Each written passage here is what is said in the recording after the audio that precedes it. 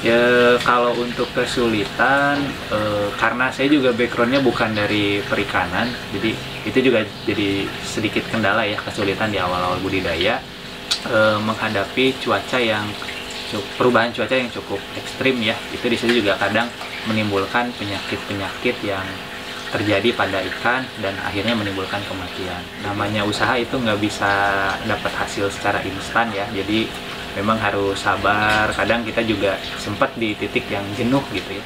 Dulu di awal banget juga sempat baru masukin benih ikan, di hari kedua baru masuk kolam mati semua gitu.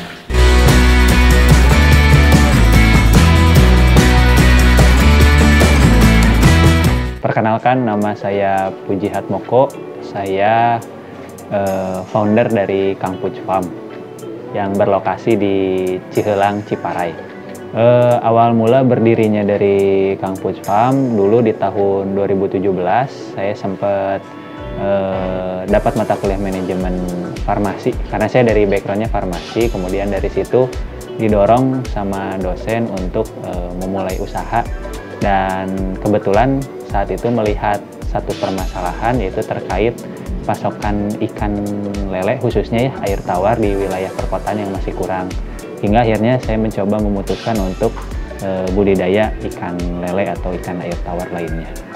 Kalau kegiatannya sebetulnya makin kesini makin berkembang ya, dalam artian kita melihat berbagai masalah yang ada. Jadi dari konsep awal itu terus berkembang. Jadi awalnya itu kita fokusnya di budidaya saja, kemudian kalau sekarang apalagi ditambah dengan kondisi pandemik, kita juga sekarang mencoba untuk atau banyak berkegiatannya di pasca panen gitu. Nah, untuk budidayanya juga tetap ada, cuma kita juga merangkul atau guyup bareng petani-petani di daerah Ciparai dan Majalaya.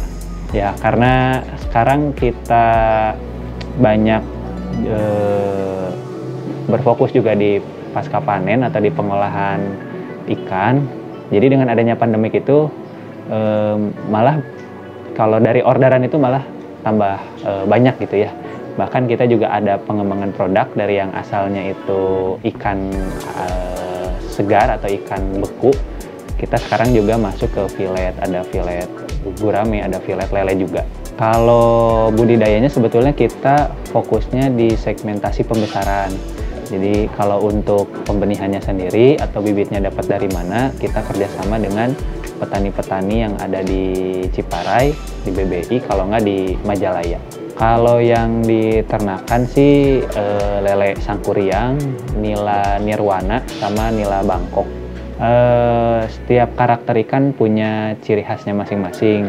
Jadi untuk lele dan nila juga tentu berbeda ya cara penanganannya. Kalau lele contohnya dia cenderung suka pada air yang tenang dan keruh gitu ya. Kalau nila justru sukanya dia air yang tidak terlalu keruh dan baiknya itu ada arus.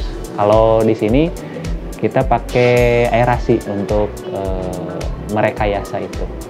Karena kondisi airnya di sini tidak air mengalir. Ya, kalau aerasi sih prinsipnya kita pakai alat atau mesin aerator ya pada umumnya. Di situ nanti aerator akan menghasilkan udara yang disalurkan melalui air stone atau batu udaranya itu nanti. Jadi di kolam itu akan ada ada oksigen yang diperlukan untuk ikan. Karena di sini budidayanya juga disesuaikan dengan sumber daya yang ada, terutama kalau budidaya ikan sumber daya yang harus ada berarti kan air ya. Nah, untuk daerah di Desa Cihelang ini kebetulan airnya yang dipakai itu bukan air dari mata air gitu, sehingga airnya memang terbatas. Nah, karena airnya terbatas, maka kita juga pakai struktur kolamnya, kolam yang cukup murah ya, pakai kolam terpal bundar, dan di situ pakai struktur kolamnya menggunakan central drain, artinya sistem pembuangan limbahnya itu terpusat pada tengah kolam, dan itu tidak rata si permukaannya, tidak datar, sehingga dibantu oleh gaya gravitasi untuk membuang sisa-sisa pakan dan kotoran yang setiap pagi kita buang.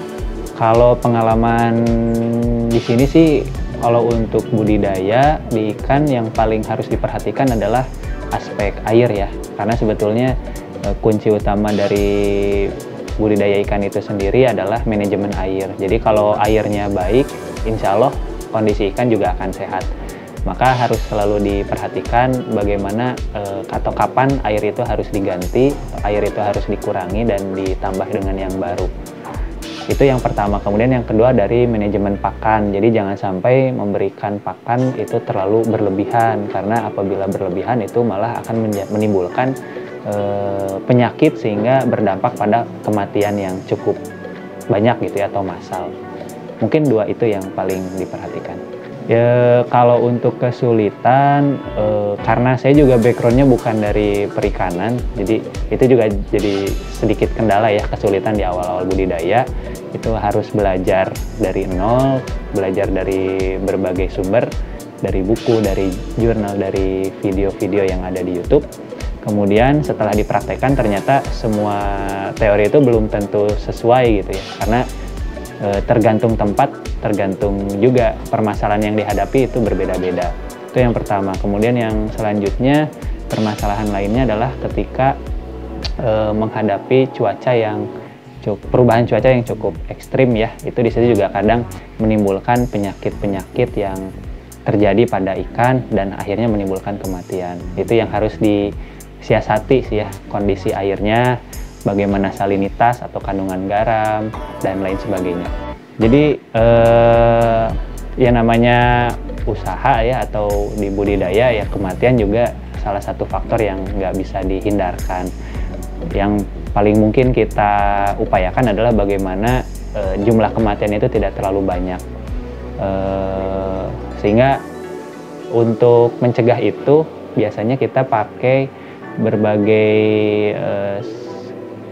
tanaman-tanaman herbal ya, kayak kalau di nila kadang juga ikannya suka tumbuh jamur, itu biasa kita kasih treatmentnya pakai daun-daun sirih gitu. Kemudian kalau ikannya itu kurang lahap atau kurang nafsu gitu ya dalam makan, itu kita kasih daun pepaya. Dan kalau ada yang sakit itu dikarantina, dikasih garam krosok atau garam ikan khusus ya, itu dikarantina dulu, nggak dikasih makan, dan itu dikontrol tiap harinya sampai kondisinya sehat gitu aja. Ya kalau sekarang alhamdulillah sih udah pakai sistem reseller dan persebarannya udah se-Bandung Raya ya. Jadi di Kota Bandung ada, Kabupaten Bandung ada, Kota Cimahi sama Kabupaten Bandung Barat juga udah ada.